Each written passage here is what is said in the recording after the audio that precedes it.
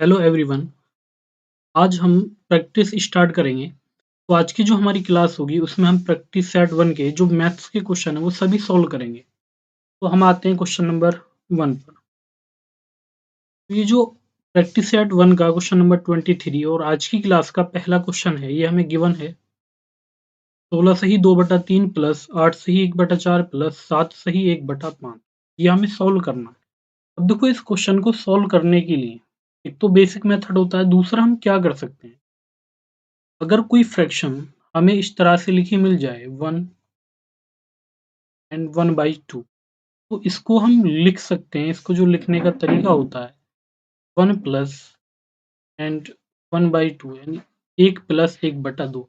ये दोनों सेम होते हैं। तो यहाँ पर इसमें जो हमें दिया गया 16, हमें क्वेश्चन में क्या गिवन है, हमें दिया है 16 सही 2/3 प्लस, फिर हमें दिया गया 8 सही 1/4, फिर हमें इसमें आगे दिया है प्लस 7 सही 1/5, 7 सही 1/5, ये हमें दिया गया। तो यहाँ पर हमें पहले ऐड कर लेना है 16, 8 और 7।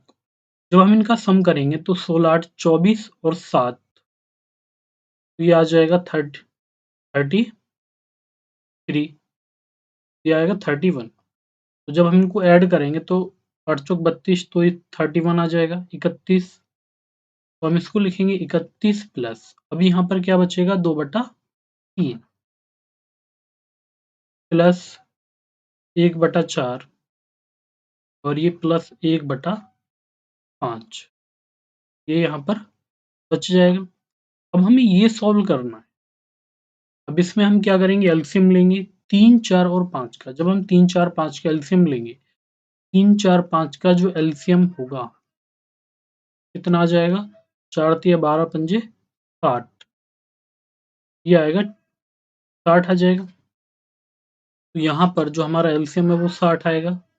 अगर हम इस 3 से 60 को डिवाइड करें 20 और 20 की मल्टीप्लाई 2 में करें तो ये होगा 20 दूनी 40 प्लस, फिर 4 से 60 को डिवाइड करेंगे 15 और 15 की मल्टीप्लाई गुणा 1 में, तो ये 15 प्लस, फिर हम 5 से 60 को डिवाइड करेंगे 12। जब इस सभी को हम ऐड करेंगे तो ये होगा 40 और 15 55 और 12 67, 67। ये कितना बनेगा, 67/60, ये आ जाएगा। अगर हम 60 से इसको भी भाग दें तो ये बनेगा 1 सही 7/60, ये बन जाएगा। तो यहाँ पर ये पहले कितना था, 31, 31 ये पहले से है, प्लस एक हमें ये वाला लेना है, तो यहाँ पर ये प्लस करेंगे और ये प्लस हो जाएगा 7/60। जब हम सभी को जोड़ेंगे तो ये कितना आ जाएगा, 32 सही 7/60, ये आ जाएगा। तो ये हमारा आंसर आएगा। तो इस तरीके से ये क्वेश्चन हमें करना था। अब इसमें अगर हम चाहें, ये हमारा आंसर बनेगा। अब चाहें तो आप यहाँ पर मल्टीप्लाई डायरेक्ट भी कर सकते हैं। 16 तिया 48 और 2 50/3, 8 चौक 32 और 1 33/4, 5 सत्ते 35 और 1 36/5, इस तरीके से। बाकी आपको लेना एलसीएम ही होगा। इसके बाद हम नेक्स्ट क्वेश्चन पर आएंगे। अभी क्वेश्चन हमें दिया गया बोर्ड मास पर, क्वेश्चन नंबर 24। बोर्ड मास आप सभी ने पढ़ा होगा, एक बार मैं फिर से आपको बता देता हूँ बोर्ड मास के बारे में। बोर्ड मास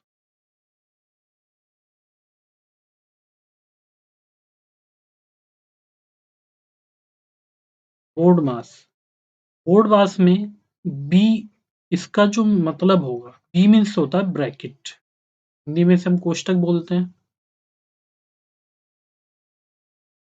ब्रैकेट कोष्टक, ओ मीन्स होता है ऑफ, हिंदी में आपको का लिखा मिलेगा। D4 होता है डिवाइड या डिवीजन, डिवाइड ये होता है भाग। M4 होता है मल्टीप्लाई या मल्टीप्लीकेशन, गुणा, मल्टीप्लाई।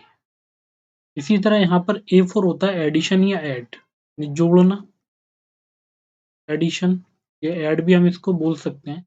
और एस मीन्स होता है सब्सट्रैक्शन, हटाना, सब्सट्रैक्शन घटाना होता है। तो जिस सीक्वेंस में ये बोर्डमास के नियम में होता है ना, उसी सीक्वेंस में हमें इनको सॉल्व करना होता है। ब्रैकेट में भी जो हम सबसे पहले सॉल्व करते हैं, ये करते हैं हम स्मॉल, जो छोटा ब्रैकेट होता है, छोटा ब्रैकेट इस तरीके से बनता है। इसके बाद फिर हम करते हैं जो मझला कोष्ठक होता है, जो दूसरा वाला होता है मझला कोष्ठक, और सबसे लास्ट में हमें करना होता है जो बड़ा ब्रैकेट होता है, इसको हम करेंगे। अब इसमें अगर हम देखें तो हमें क्वेश्चन में जो दिया गया, हमें क्वेश्चन गिवन है 10 10 माइनस बड़ा कोष्ठक 9 माइनस, फिर यहाँ पर ये हमें दिया है मझला कोष्ठक 8 माइनस और 7 माइनस 6, ये होगा। और इन सभी को बंद करेंगे और हमें क्या दिया -5। तो सबसे पहले हमें ब्रैकेट सॉल्व करना, ब्रैकेट भी कौन सा करेंगे, ये वाला।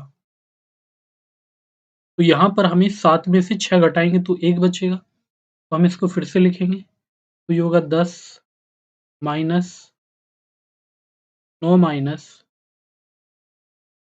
8 माइनस 1, ये आ जाएगा। अब यहाँ पर हमें सॉल्व करना होगा ये मझला कोष्ठक, इसको हम सॉल्व करेंगे तो 8 में से घटाएंगे 7, तो ये बचेगा 10 माइनस 9 माइनस 7 और ये -5, ये सॉल्व करें तो ये होगा 10 माइनस 9 में से 7 घटाएंगे 2 और -5, ये दोनों माइनस के हैं, तो -2 और -5 -7 हो जाएंगे। अगर हम 10 में से -7 घटा दें तो ये बराबर कितना होगा, 3 होगा, 3। तो हमारा आंसर क्या आ जाएगा, यहाँ पर 3 आ जाएगा। तो बहुत ही आसान सा क्वेश्चन था जिसमें केवल हमें कैलकुलेशन करनी थी। अब देखो इसके बाद जो हमें क्वेश्चन गिवन है ये लैंग्वेज का आ गया, और ये दिया है किसी संख्या के 4/5 64 है, तो उस संख्या का आधा कितना होगा। अब हमें नहीं पता संख्या क्या है, तो हम क्या मान लेते हैं, हमने मान लिया कि संख्या x है। संख्या क्या है, x, और x का 4/5 हमें क्वेश्चन में कितना दिया गया, ये हमें दिया है 64 64। तो यहाँ अगर हम इसको डिवाइड करें, 4 से 64 को डिवाइड करें कितनी बार, 16 बार, और इस 5 की गुणा करेंगे 16 में, तो यहाँ पर ये जो x बराबर आ जाएगा 16 पंजे 80 आ जाएगा। तो संख्या क्या मिल गई हमें, 80। हमसे कहा गया उस संख्या का आधा, तो हमें निकालना क्या है, हमें 80 का हाफ आधा निकालना है 1/2, जो कि बराबर कितना होगा, ये होगा 40। तो हमारा आंसर क्या आ जाएगा, 40 आ जाएगा। इसके बाद आएंगे हम नेक्स्ट क्वेश्चन पर, क्वेश्चन नंबर 26। ये हमें गिवन है वह छोटी से छोटी संख्या जिसे 1038 में से घटाने पर एक पूर्ण वर्ग संख्या प्राप्त हो। हमें ये बताना है कि 1038 में से हम छोटी से छोटी कौन सी संख्या घटाएं कि हमें क्या मिले, एक पूर्ण वर्ग संख्या मिल जाए। तो सबसे पहले तो आप संख्या को देख लीजिए। देखो अगर आपको याद है, अगर आपको वर्ग याद है तो बहुत ही आसान है, आपको कुछ नहीं करना, क्योंकि हमें यहाँ पर क्या दिया है, हमें क्वेश्चन में गिवन है 1038, जिसे 32 का वर्ग याद है। 32 का जो स्क्वायर है वो कितना होता है, 1024 होता है। और 1038 में से आप 1024 लाने के लिए क्या करोगे, कितना घटाओगे, तो 8 में से अगर हम 4 घटाएंगे तो 4, और 3 में से 2 घटाएंगे तो 1, तो हमारा आंसर क्या आ जाएगा, 14 आ जाएगा। एक तो ये है अगर आपको याद है, अगर आपको याद नहीं है तो आप क्या करेंगे, तो बेसिक तरीका होता है इस क्वेश्चन को करने का, आप उस पर आइए। 1038 और यहाँ से आप निकालेंगे इसका स्क्वायर रूट,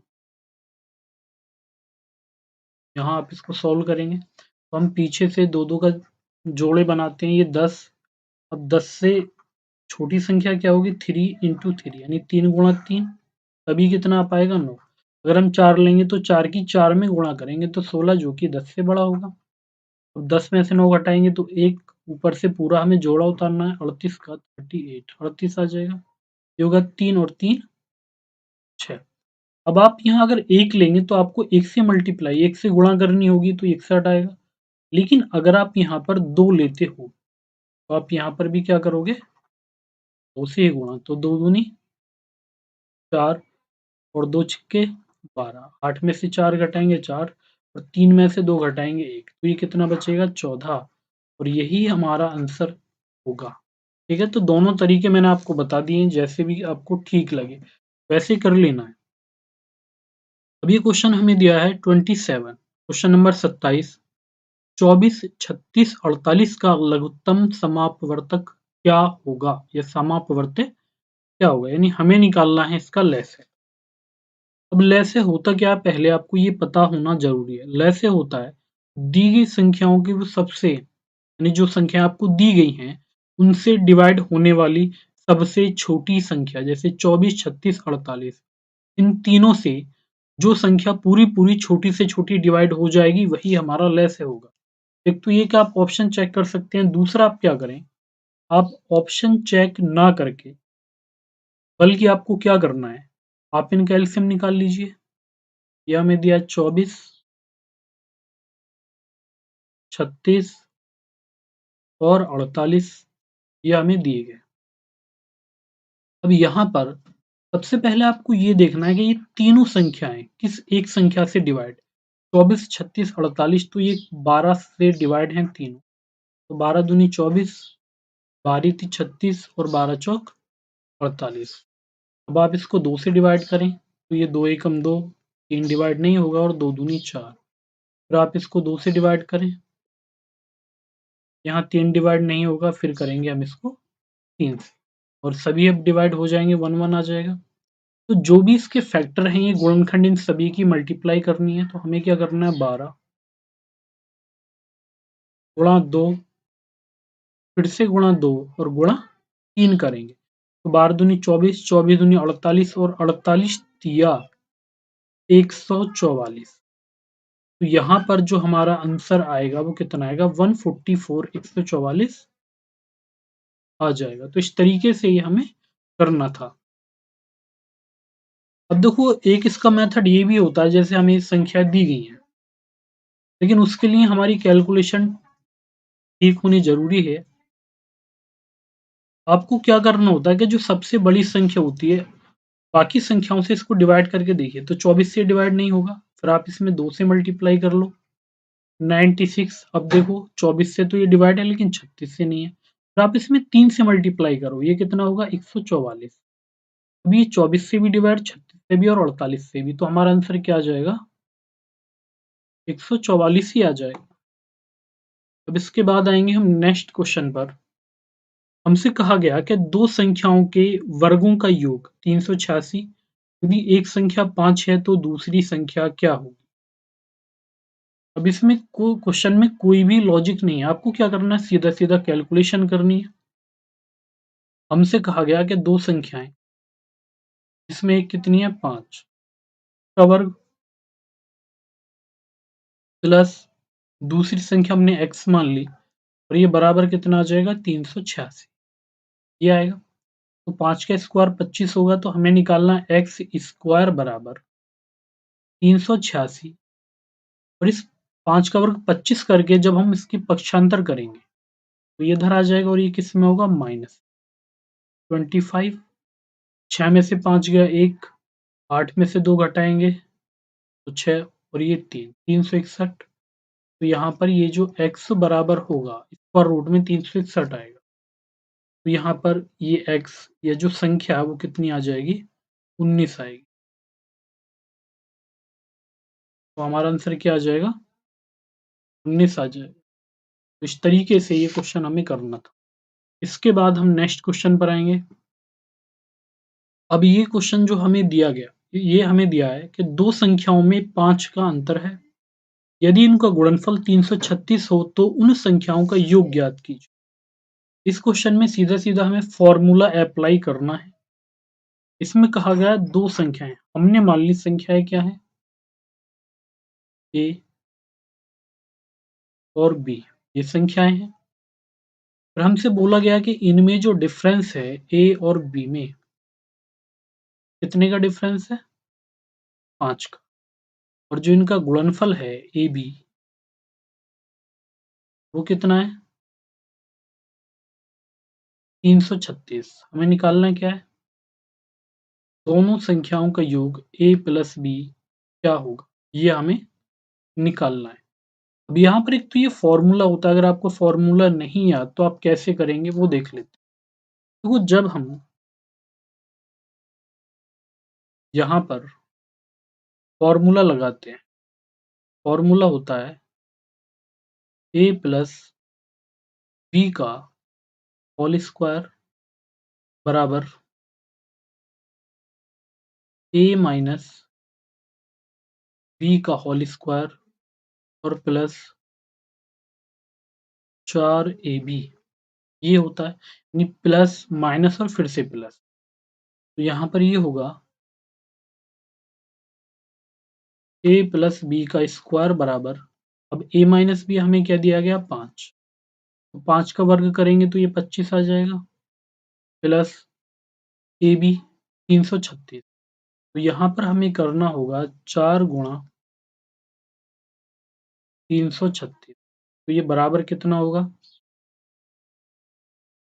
ये होगा 25 प्लस 4 छींक 24 का 4, 4 तिया 12 और 2 14, 4 तिया 12 और 1 13, ये आ जाएगा। अब यहाँ पर इनको अगर हम जोड़ें तो ये बनेगा 5 और 4 9, 4 और 2 6, 1369, ये इतना बन जाएगा। अब अगर हम इसका स्क्वायर रूट, क्योंकि यहाँ पर हमें क्या गिवन है a प्लस बी का स्क्वायर, तो हमें निकालना a प्लस बी, ये बराबर होगा 1300, ये 69 आ जाएगा। अब यहाँ पर जब ये 1369 होगा तो या तो आपको ये पता होना चाहिए यहाँ पर कितना आ रहा है, 9 आ रहा है। अब 9 किस में आता है? देखो 9 या तो आएगा 3 में, क्योंकि जब आप 3 का स्क्वायर करेंगे तो वर्ग 9 होता है, या फिर जब आप 7 का स्क्वायर करेंगे तब ये 49, यहाँ पर यूनिट डिजिट इकाई अंक हमारा 9 होगा। तो ऑप्शन में अगर हम देखें तो सी ऑप्शन 37, तो एक ही ऑप्शन यहाँ पर मैच करेगा, तो ये कितना आ जाएगा 37, तो ये कितना आ जाएगा 37 आएगा। अब इसके बाद हम आएंगे क्वेश्चन नंबर 30 पर। क्वेश्चन नंबर 30 हमें दिया है, किसी संख्या के चौथाई का तीसरा भाग 25 है तो वह संख्या बताइए। देखो ये हमें लैंग्वेज में दे दिया किसी संख्या, तो हम यहाँ पर मान लेते हैं कि संख्या तो x है और संख्या का चौथाई, एक चौथाई होगा 1/4, और हमसे कहा गया तीसरा भाग जो कि 1/3 होगा, और ये बराबर किसके होगा 25 के बराबर होगा। तो यहाँ पर हम लिख सकते हैं x बटा 4 और 3 की गुणा करेंगे तो 4 तिया 12, और ये बराबर होगा 25, बराबर 25, 12 की 25 में गुणा करें तो x बराबर क्या आ जाएगा 12 पंजे 60, 12 दूनी 24 और 6 30, तो हमारा आंसर आएगा 300। तो संख्या क्या आ जाएगी 300 आ जाएगी। इसके बाद क्वेश्चन नंबर 31, ये हमें दिया है 45 अनुपात x समानुपात 3 अनुपात 2, तो x का मान बताइए। अब आप सभी लोगों ने पढ़ा होगा अनुपात समानुपात में a अनुपात b समानुपात c अनुपात d, ये हमें दिया है। तो यहाँ पर हम क्या करते हैं bc की आपस में मल्टीप्लाई करते हैं और ad की आपस में मल्टीप्लाई। तो हम यहाँ पर ये भी कह सकते हैं कि यहाँ पर ad किसके बराबर होता है, bc के बराबर होता है। अब यहाँ पर यही हमें क्वेश्चन दे दिया गया, हमें क्वेश्चन में दिया गया 45 अनुपात x समानुपात 3 अनुपात 2। तो यहाँ पर आपको अंदर वाली संख्याओं के आपस में मल्टीप्लाई करनी है और बाहर वाली संख्याओं की आपस में मल्टीप्लाई। तो ये होगा x गुणा 3, और फिर से ये बराबर होगा 45 गुणा 2। अभी अगर हम इस 3 से 45 को डिवाइड करते हैं तो ये 15 बार डिवाइड होगा। तो यहाँ पर जो ये x बराबर होगा ये आ जाएगा 30। तो x बराबर क्या आ जाएगा 30 आ जाएगा। उसके बाद आएंगे क्वेश्चन नंबर 32 पर। ये हमें दिया है कि यदि 18, 15, x, 22, 28 और 31 का औसत 21 हो तो x का मान बताइए। अब यहाँ पर औसत अगर आपको निकालना हो तो औसत के लिए फॉर्मूला क्या होता है? तो औसत का जो फॉर्मूला होता है, औसत बराबर होता है योग बटा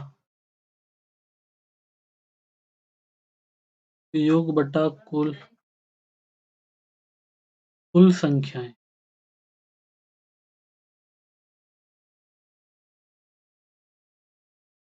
तो औसत बराबर क्या होता है? योग बटा कुल संख्या। देखो औसत हमें क्वेश्चन में दिया है कितना? ये हमें दिया है 21 बराबर हमें संख्याएं का सम संख्याओं को जोड़ना था तो ये होगा 18 प्लस 15 प्लस x और प्लस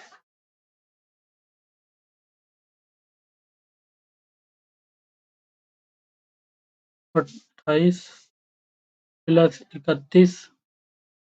अब आपको ये देखना था कि यहाँ पर ये जो संख्या हमें दी गई आखिर है कितनी? तो ये 1, 2, 3 टोटल कितनी है? 6। तो यहाँ पर हम इनके आपस में मल्टीप्लाई कर लेंगे तो 6 की गुणा 21 में करें तो ये होगा 6 एकम 6 और 6 दूनी 12 बराबर।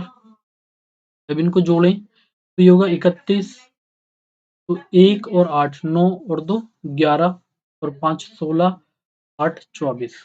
तो यहाँ पे ये आ जाएगा 24 का तो आएगा 4 और हासिल के 2 आ जाएंगे 2 और 3 5 और 2 7 और 2 9 और एक 10 और एक 11 114 11 और प्लस तो यहाँ पर ये जो x होगा तो ये x बराबर होगा 126 माइनस 114।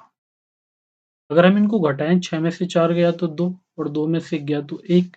तो यहाँ पर जो हमारा आंसर है वो कितना आ जाएगा? 12 आ जाएगा। आंसर आएगा 12।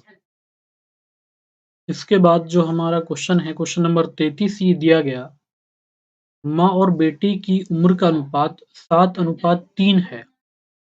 यदि इनकी उम्रों का योग 60 साल है तो उनके उम्रों के बीच कितना अंतर है?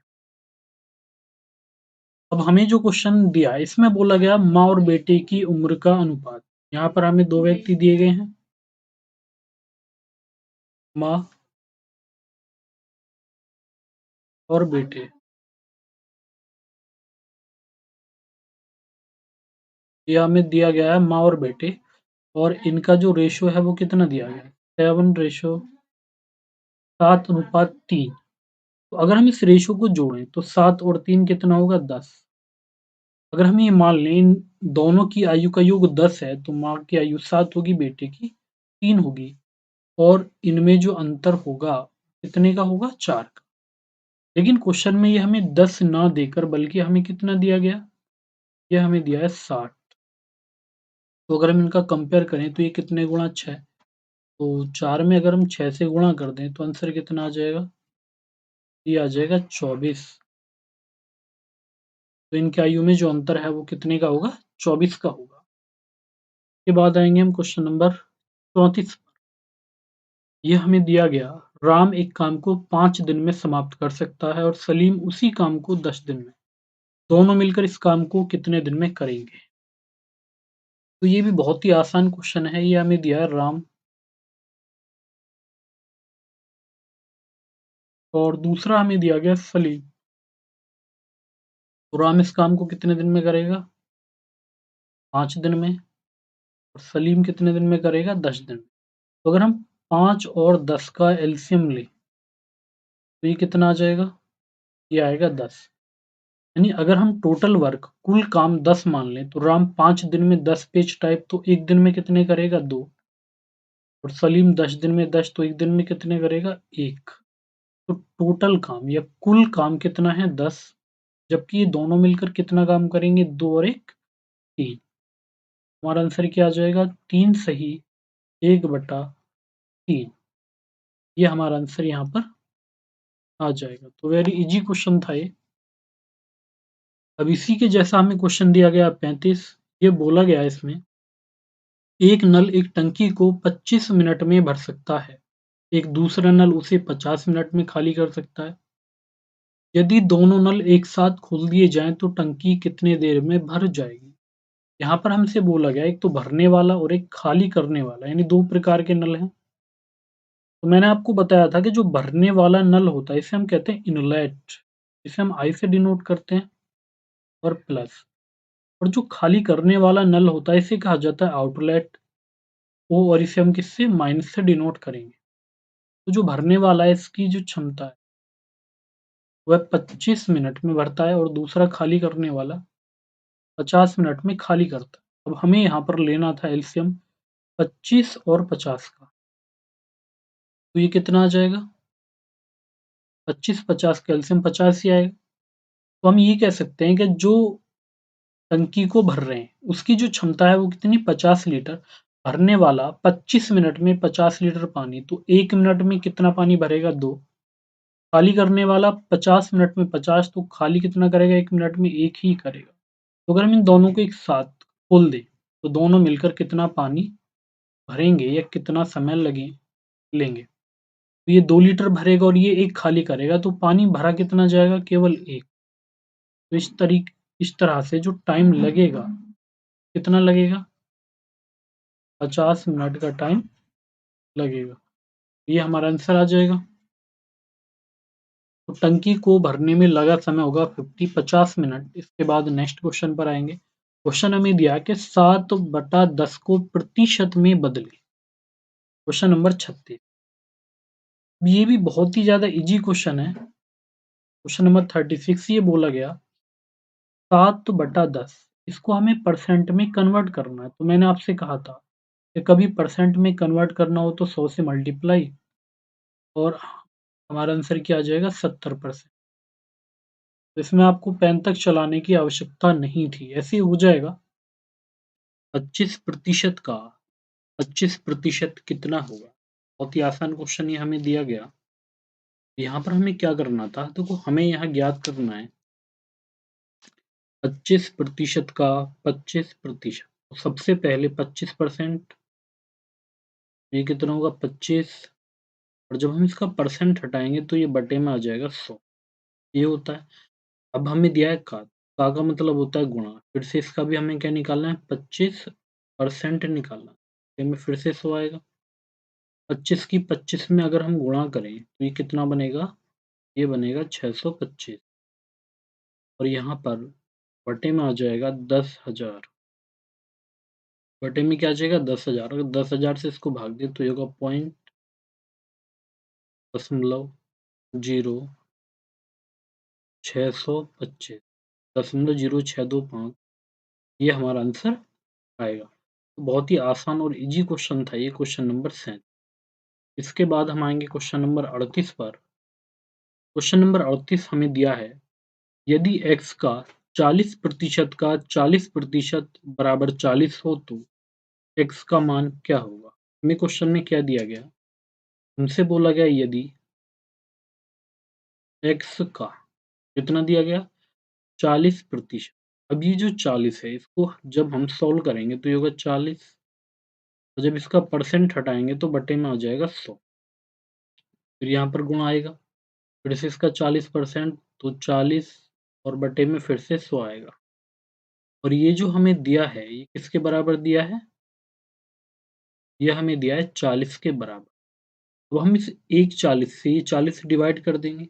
अब यहाँ पर बचा क्या? इस एक जीरो से हमने एक जीरो को डिवाइड की, और इस 4 से हमने 100 को डिवाइड किया 25 बार। तो इधर क्या बचेगा? ये बचेगा x बटा 25, और 10 की गुणा करें तो 250, और बराबर में क्या होगा? ये गुणा इधर कर दीजिए, तो x बराबर कितना आ जाएगा? 250 आ जाएगा। हमारा आंसर क्या आएगा? बी ऑप्शन 250 आएगा। तो ये था क्वेश्चन नंबर 38। इसके बाद आएँगे हम क्वेश्चन नंबर 39। क्वेश्चन नंबर 39, एक मोबाइल ₹750 में खरीदा गया। यदि उसे 16% लाभ पर बेचा जाता तो मोबाइल का विक्रय मूल्य ज्ञात करें।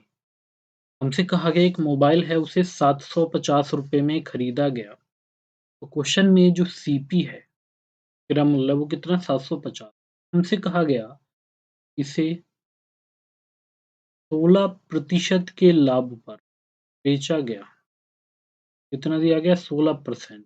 तो अगर हम इसको सॉल्व करें तो ये बनेगा 16 बटा तो 4 से 16 को डिवाइड करेंगे 4 बार और 4 से 100 को डिवाइड करेंगे 25 बार। 16% की फ्रैक्शन आ जाएगी 4/25 ये आएगी। तो यहाँ से हमें ये पता लगेगा कि अगर मोबाइल का सीपी क्रय मूल्य या लागत मूल्य 25 रुपये था तो इसे कितने प्रॉफिट पर बेचा गया 4 रुपये के लाभ पर बेचा गया। अब यहाँ से हम ये कह सकते हैं कि अगर हम इसको लिखना चाहें तो हम लिखेंगे सीपी और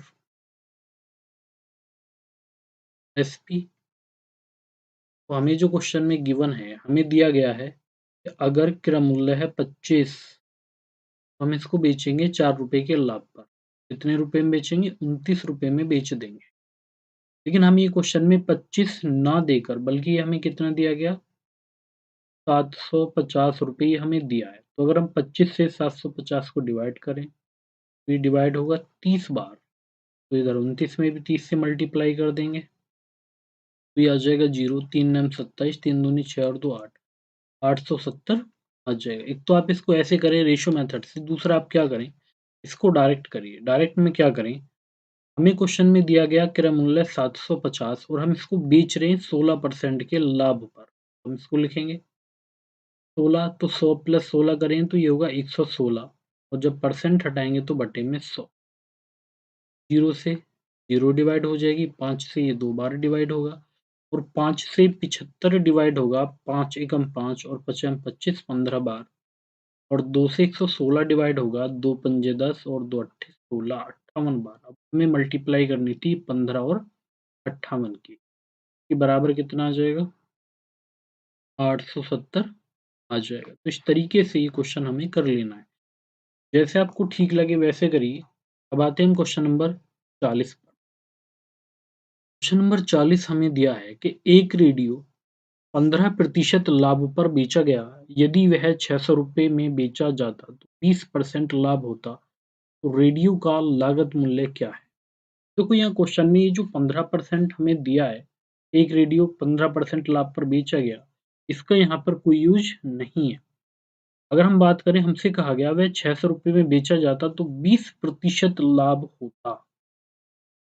हमें क्या निकालना है सीपी। हमें यहाँ पर लागत मूल्य निकालना है जिसको हम कहते हैं सीपी।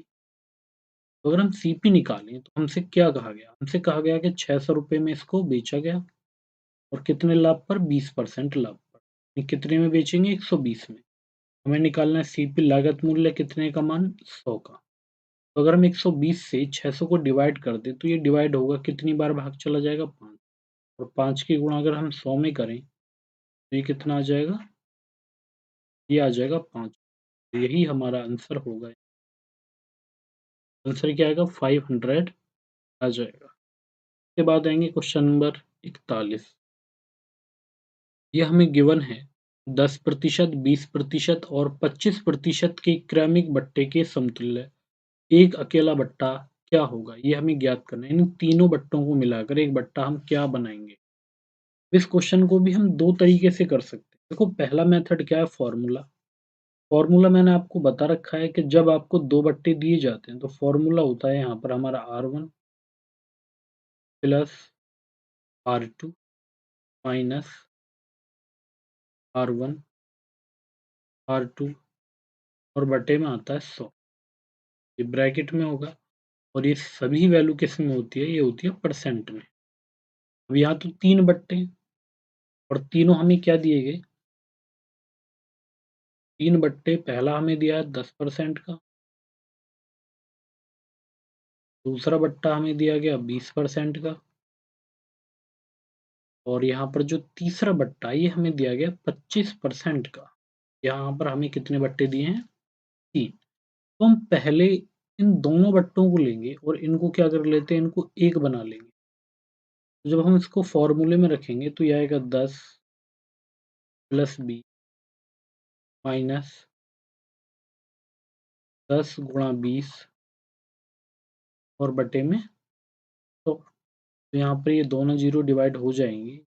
20 और 10 30, 30 में से ये 2 हटाएंगे तो यहाँ पर जो बट्टा बनेगा वो कितने बनेगा, 28% का बनेगा। अब ये दोनों मिलकर जब एक बट्टा बन जाएंगे तो अब हम इस 28 को लेंगे, 28%। उसके बाद हमें लेना है 25%।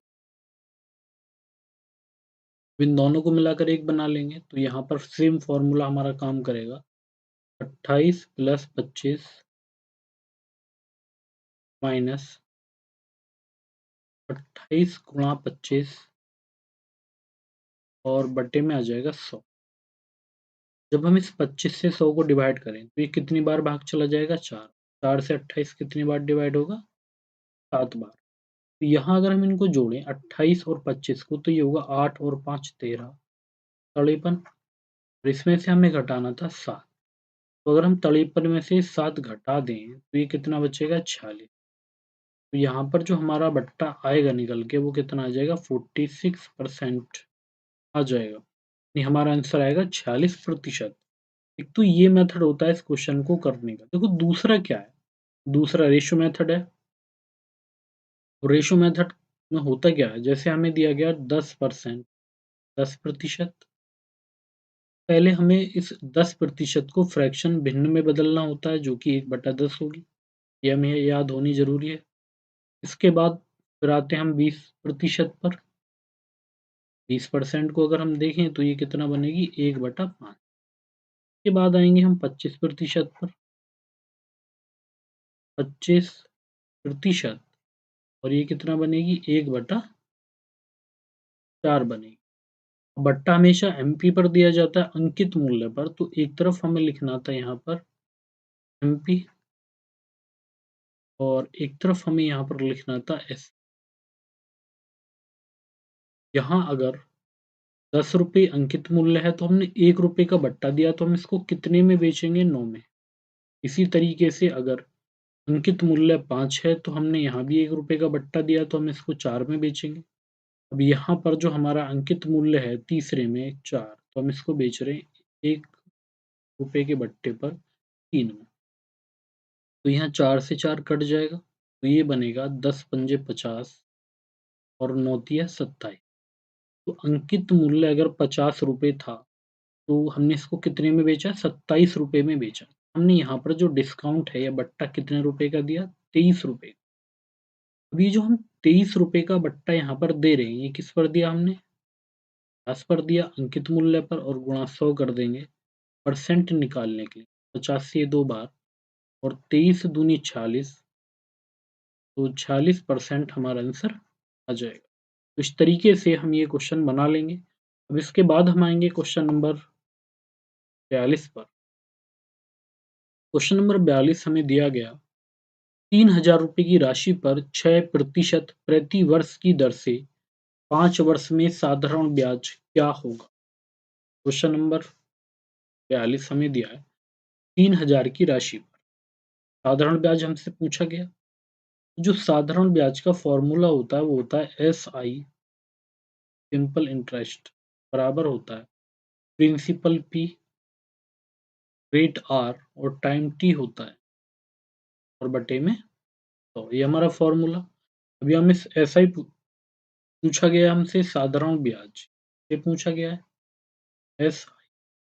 तो अगर हम ये प्रिंसिपल की बात करते हैं मूलधन, तो यहाँ पर जो हमारा मूलधन होगा वो कितना होगा, 3000 रुपये। के बाद दर कितनी है यहाँ पर, 6% और टाइम कितना है, बटे में आ जाएगा हमारा 100। तो 2 जीरो से 2 जीरो काटेंगे, गुणा करें तो 6 पंजे 30 और 30 की 30 में गुणा करें तो कितना आ जाएगा, 900 आ जाएगा। तो यहाँ पर जो साधारण ब्याज होगा वो होगा 900 रुपये। इस तरीके से हम ये क्वेश्चन बना लेंगे। तो ये क्वेश्चन नंबर था 42। के बाद हम आएंगे क्वेश्चन नंबर 43 पर। अब ये क्वेश्चन हमें दिया है कि 15% वार्षिक ब्याज की दर से 4800 रुपये की राशि का 2 वर्ष में चक्रवृद्धि ब्याज कितना होगा। अब देखो यहाँ पर इस क्वेश्चन को तो हम बेसिक से बना सकते हैं। दूसरा क्या है कि हम इसको ट्री मेथड से, प्री मेथड में होता क्या है? देखो सबसे पहले हमें ये जो हमें गिवन होता है क्वेश्चन में रेट और हमें यहाँ पर रेट कितनी दी गई 15%। तो पहले हम इस 15% को चेंज करेंगे। 15% ये कितना हो जाएगा? ये बनेगा 3/20 ये आ जाएगा। अब यहाँ पर हमें अमाउंट कितना दिया गया? 4800 रुपये दिया गया। हमें 2 साल का तो हमें 2 ही एरो बना लेने हैं, यानी जितना हमसे पूछा जाएगा इतने एरो हम बना लेंगे। तो यहाँ पर हमें निकालना है इसका 3/20। यहाँ भी हम क्या निकालेंगे? 3/20 ही निकालेंगे। तो जब हम 4800 का 3/20 निकालेंगे, तो आप चाहें तो अलग से कैलकुलेट कर सकते हैं। हम यहाँ पर निकालेंगे 4800 गुणा 3/20, 0 से 0 काटेंगे, 2 से हम इसको डिवाइड करेंगे 240 बार, तो 24 तिया 72 और 15% कितना आ जाएगा?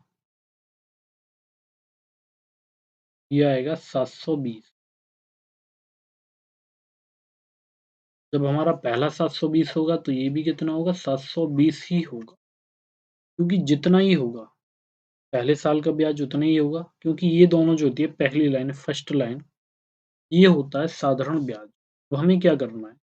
तो चक्रवृद्धि में क्या होता है? तो जो ब्याज होता है हमें उस पर भी ब्याज मिलता है। तो यहाँ अगर हम देखें तो पहले साल में मूलधन पर ब्याज, दूसरे साल में मूलधन पर भी मिलेगा, लेकिन जो हमें पिछले साल ब्याज मिला था हमें उस पर भी क्या होगा? ब्याज मिलेगा। तो 720 का 3/20 हमें निकालना है। हम यहाँ पर इसको कैलकुलेट कर लेंगे। 720 गुणा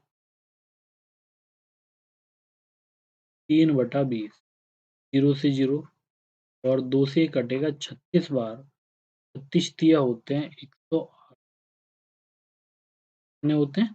108। अब ये जितना बनेगा यही हमारा क्या होगा? यही होगा हमारा चक्रवृद्धि ब्याज। तो इसको जोड़ लेते हैं। तो जोड़ने पर ये होगा 1440 और 108। 2 8 4 4 1 5 और 1548 हमारा आंसर आ जाएगा। इस तरीके से ये क्वेश्चन हमें बनाना था। इसके बाद आएंगे हम नेक्स्ट क्वेश्चन पर। ये हमें दिया गया कि 2000 रुपये का 10% वार्षिक दर से 1 वर्ष का चक्रवृद्धि ब्याज कितना होगा यदि ब्याज प्रति छमाही संयोजित होता है। यहाँ पर हमें जो दिया गया, हमसे कहा गया कि जो रेट है यहाँ पर दर, यहाँ पर जो दर है कितनी है? 10%। और ये 10% 1 साल के लिए। अगर आप छमाही तो आप ये देखेंगे 1 साल में कितनी छमाही होती हैं? 2। एक छमाही के लिए जो दर होगी वो 5% होगी और 5% होगी और इस 5% की फ्रैक्शन होगी 1/20। तो हमें यहाँ पर ये देखना था कि जो टाइम है, टाइम कितना दिया गया हमें? 1 ईयर का टाइम हमें दिया गया, 1 साल। 1 साल में कितनी छमाही होती हैं? 2। तो हमें यहाँ पर जो ब्याज कैलकुलेट करना होगा वो कितना करना है? 2 टाइम्स करना। तो यहाँ पर हम ये भी कह सकते हैं कि अगर जो ब्याज की रेट है वो 1/20 है, इसका मतलब ये होगा कि अगर हमारा मूलधन 20 रुपए है, तो हमें ब्याज 1 मिलेगा तो ये 21 रुपए हो जाएगा। तो अगर हम 2 बार कैलकुलेट करेंगे, तो यहाँ पर इसको 2 बार ही हमें लिखना होगा। गुणा करें अगर हम 20 की 20 में गुणा करें तो ये कितना होगा? 400। 21 की 21 में करें तो ये कितना बनेगा? 441। अब यहाँ पर हमें जो मूलधन है वो 400 ना देकर बल्कि कितना दिया गया? वो हमें दिया है 2000। ये कितने गुणा होगा? लेकिन हमसे तो ब्याज पूछा है तो यहाँ पर जो ब्याज है वो कितना? 41। तो यहाँ 41 में भी हम करेंगे 5 से गुणा, तो ये होगा 5 एकम 5 और 20, तो हमारा आंसर कितना? 205 आ जाए। तो इस तरीके से ये क्वेश्चन भी हम आसानी से बना लेंगे। अब इसके बाद हम आते हैं, ये लास्ट क्वेश्चन है हमारी सीट का, प्रैक्टिस सीट 1 का, क्वेश्चन नंबर 45 45। ये हमें दिया गया एक वृत्त की परिधि 352 सेंटीमीटर है। इसका क्षेत्रफल क्या होगा? यहाँ पर अगर हम फॉर्मूले की बात करें वृत्त की परिधि सर्कमफ्रेंस ये होती है 2 पाई आर और इसका जो एरिया होता है वृत्त का ये होता है पाई आर स्क्वायर। तो हमें परिधि दी गई तो यहाँ पर हम आर निकाल लेंगे तो ये होगा 2 गुणा पाई का मान होता है 22/7 इंटू आर और बराबर हमें क्या दिया गया 352। तो अगर हम इसको डिवाइड करते हैं 11 से तो ये होगा 11 × 33 और 11 दूनी 22 और 11 से ये 2 तो 2 दूनी 4 और 4 से 32 डिवाइड होगा 8 बार। तो ये आर बराबर आ जाएगा 7 की गुणा 8 में करेंगे तो 8 सत्ते 56 ये हमारी रेडियस आ जाएगी त्रिज्या। तो हमें निकालना था इसका एरिया। एरिया बराबर होता है पाई आर स्क्वायर। अब यहाँ पाई की वैल्यू क्या होगी 22/7 और यहाँ पर आर कितना होगा 56 का स्क्वायर या 56 गुणा 56 ये आ जाएगा। अब हमें यहाँ 7 से इस 56 को डिवाइड करना था।